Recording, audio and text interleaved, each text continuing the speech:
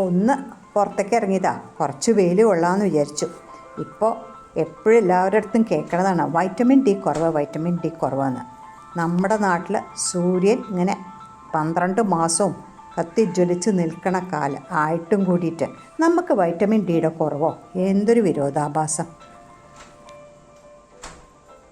പെട്ടെന്നാണ് ഞാൻ ഈ പൂക്കൾ കണ്ടത്. ഇത്ര ഭംഗിയുള്ള പൂക്കൾ എൻ്റെ കണ്ണ് പെടാതെ പോയോ? ഉടനെ ക്യാമറ എടുത്തു, ക്ലിക്ക് ചെയ്തു, അതിൻ്റെ ഫോട്ടോ എടുത്തു.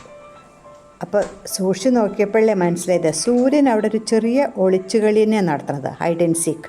അതിനനുസരിച്ച് പൂക്കൾ മിന്നിയും മങ്ങിയും കാണാനുണ്ട്. നല്ല രസം തോന്നി, കുറച്ച് നേരം നോക്കി നിന്നു. സൂര്യൻ മങ്ങിയാലോ ഇത് തൂങ്ങി പിടിച്ചിരിക്കും, പിന്നെ സൂര്യൻ വന്നാലേ തല ഉയർത്തിപ്പിടിക്കുള്ളൂ. ദാ സൂര്യൻ വന്നു, തല ഉയർത്തിപ്പിടിച്ച് നിൽക്കണം. ചെറിയൊരു കാറ്റുണ്ട്, കാറ്റിനൊപ്പം തുള്ളിക്കളിച്ച് നിൽക്കണം പൂക്കൾ.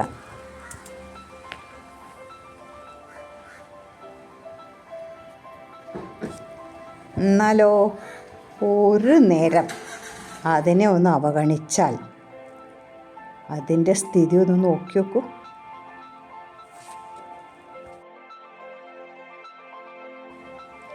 അതിനെ നോക്കുമ്പോഴേ എന്തൊക്കെയോ അതിനെന്നോട് പറയാനുണ്ട്, സങ്കടം എന്നുള്ളൊരു തോന്നൽ.